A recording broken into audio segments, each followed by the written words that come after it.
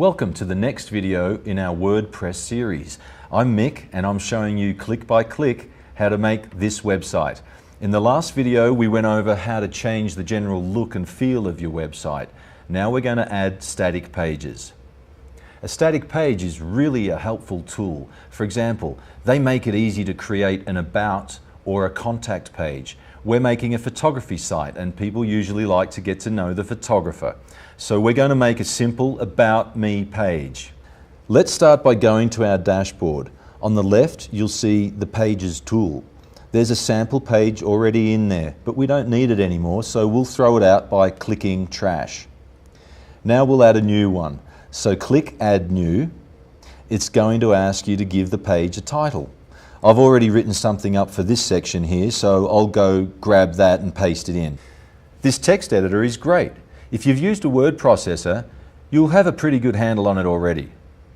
All your standard format options are there: bold, italicized, colors, etc. That looks good. One more thing I want to do for this page is add a picture. So I'm going to click where it says Add Media. You can drag a file in or click Select Files. I'll choose this photo. Here you'll notice some image settings. First, something to keep in mind when you add images to your site is that an image itself doesn't help people find your website, but the text that you put in these fields can. So I'm going to complete these fields with info related to the image and my site. Since this is just a picture of me, I'm going to put my name here. And in the description, I'll just put photographer Michael Thomas. Great. Now when people search for my name, this page will have a better chance of showing up in their search results. The rest of these settings have to do with how the image will appear on my site. Okay, I think it's ready. I'll click Insert into Page. I want to change its placement, so I'll select it and send a justify using the editing tools. There, I think that looks good.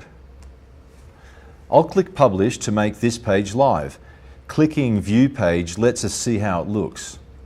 Not bad, except for these comments. Let's disable those. Comments are better for a blog page, not necessarily a static page. If you click on All Pages, you'll see a list of pages you've made. So far, we only have the one. Quick Edit lets you make some quick changes, including disabling Allow Comments here on the right. Ah, that's better. Now let's make a couple more static pages before we move on. We should have a contact page for prospective clients. I'll click Add New again and I'm going to call this page Contact. With WordPress, you can install plugins that enable specific features such as a contact form plugin to let people email you directly from your site. We're not covering that in this video, so I'm just going to paste some contact information and a little blurb of text in for now. For my email address, I'll add a hyperlink, so when people click on the email, it will automatically open a new Compose window that's already addressed and ready to go. All I have to do is highlight the text I want to hyperlink and click this icon in my toolbar, then type mail to, and the email address, mick@example.com. I'll click Add Link and there we go. That's about all I need on my contact page. Don't forget to use the Quick Edit tool to disable comments on any pages you don't want people to be able to comment on, or for when you don't find comments necessary.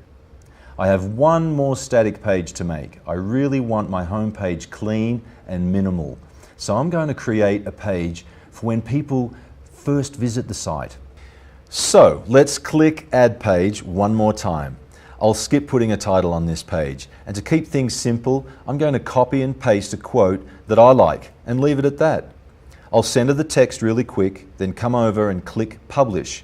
Then I'm going to go to My Pages list and click Quick Edit on this page so I can disable the comments like I did on my About page and Contact page.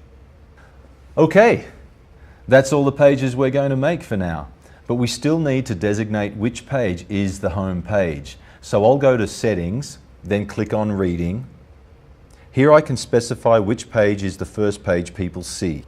Instead of the latest post option, we'll change it to the static home page we just made. I'll click Save Changes and go see if it worked. Perfect, we're getting there.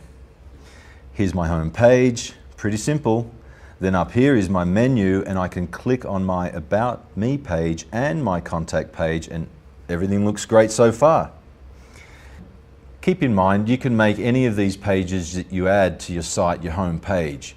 Maybe you want the first thing your visitors see to be your About page or your blog. It really depends on what makes sense for your website. So now you know how to make a static page.